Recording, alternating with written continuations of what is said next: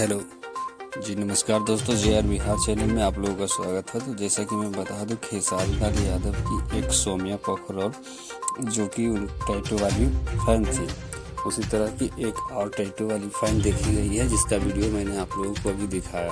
तो मैं बता देना चाहता हूँ कि खेसारी लाल यादव की एक मूवी का शूटिंग जो है वो हो रहा है लंदन में, जिसका नाम है पवित्र बंधन। पवित्र बंधन का भी मैं वीडियो आप लोगों के बीच लेकर आऊँगा।